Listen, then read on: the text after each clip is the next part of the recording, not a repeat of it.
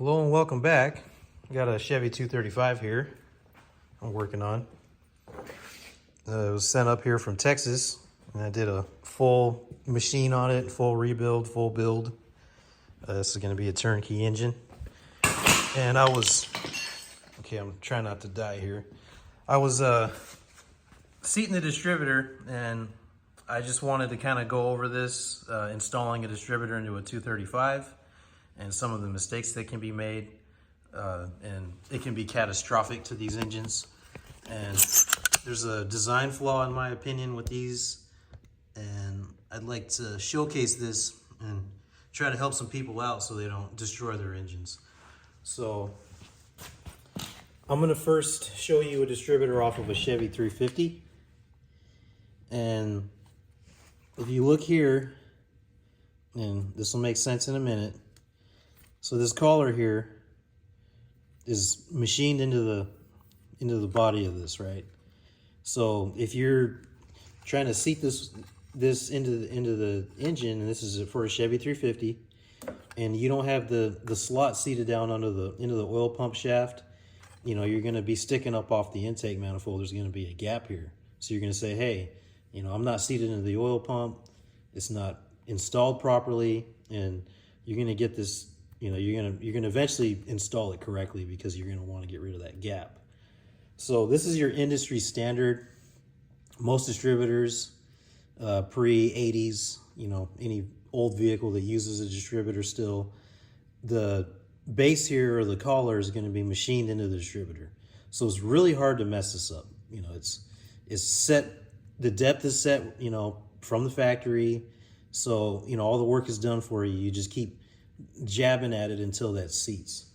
Now on a Chevy 235, and this is I know this is a aftermarket. This is like eBay, Amazon, some performance sites that still sell 235 stuff. These are all the same brand. They all come from the same factory. So this collar here on these stupid 235s is adjustable. So this particular distributor, it actually, you can use it on a 292, the later model 6 cylinders. Let's see, 194, 230, 250, and 292. And you can also use this on 216 and 235. Now, I don't recommend using this distributor on a 216. On the 216s and some of the early 235s, it uses a steel cam. From 1954 and newer engines in the inline 6, since this covers both styles of engine, is going to have a cast iron gear. So for this particular engine, this is a later model Chevy 235 full pressure, and this uses the cast iron gear, so you won't have excessive wear. So just be warned, if you use this on a 216, you will have excessive wear because the camshaft is harder than this. So it'll work, but it will wear out faster. So here's the problem that people have with these is, since this clamp is adjustable and when it comes in the box, it is not preset. Okay. Now it only takes about just over a quarter inch to mess this up. So here's going to be, this is the method that I use to set these up. Is take a measuring tape, and it's about 4 13/16, just above that a little bit, and that's going to set your depth. So what you're going to do is you're going to set this up, you know, 4 13/16. Go ahead and clamp it down, and if you want, you can take a Sharpie, kind of draw a line on this, because I know eventually you're going to have to loosen this and move it around to adjust it. Now here's the thing that you can also do for a visual. If you don't want to do the measuring method and you just want to just keep playing with it until it's seated. So the bottom of this clamp here, if it's down here and it's almost touching the O-ring when you're trying to seat it, if you're using the method without measuring, if it's touching that seal, you're not seated. Okay, so if you have installed it correctly and you have the clamp in the correct spot, this is how you're going to know.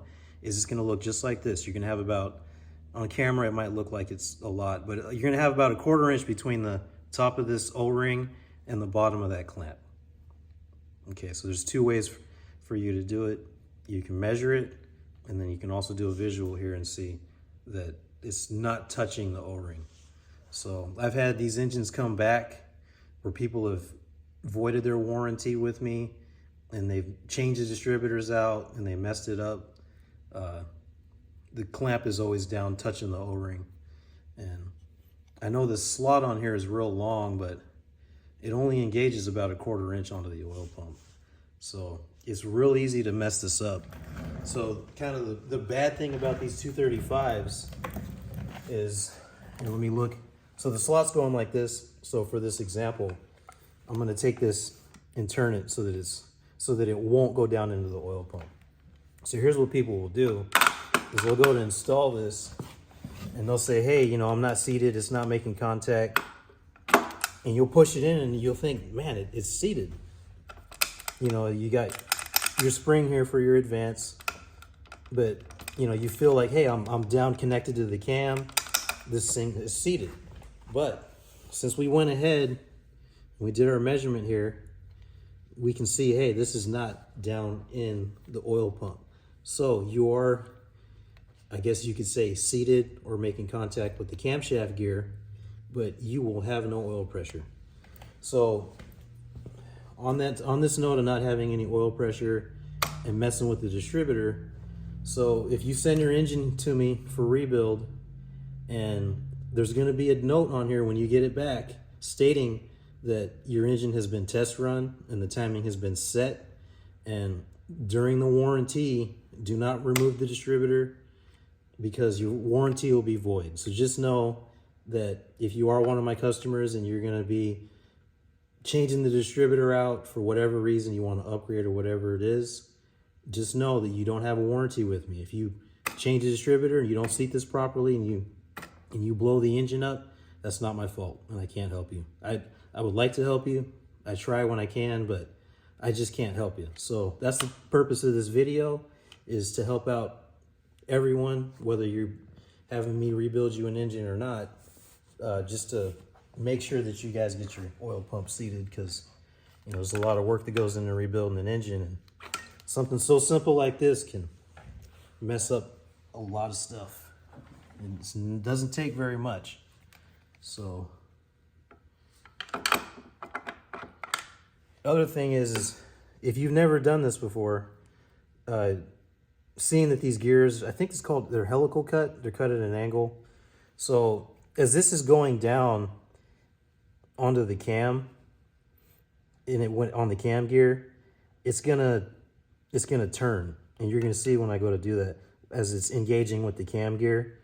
So if the oil pump slot, you know, it's gonna be like this. If the oil pump slot is like this, you're gonna want to come in at an angle. Okay, I guess it'd be like that. So when you are, you know, putting the distributor and you're engaging on the cam gear, you're gonna slide. Okay, so when you stick that distributor in there, you're not gonna try to aim like this, because what's gonna happen is when it catches on that cam gear, right, it's gonna go off. So you're gonna want to compensate for that and give it a little bit, you know, I guess you'd call it, advance it a little bit. So when you hit that gear, you can fall down into the oil pump. So I'm gonna look, the slot's going like this. So I'm gonna just line it up to start, and then I'm gonna back up a little bit. Okay, so see, we're not seated, right? Now you are. So it's really, really, really easy to mess this up if you don't set your depth and you're not thinking about it. So I'm trying to bring awareness to this. I'm gonna be very, very careful with these engines, because I don't really know of any other engine out there that's vintage that has a clamp on it like this. I think Chevrolet is the only one that does that. So I hope this video helps, and see you on the next one.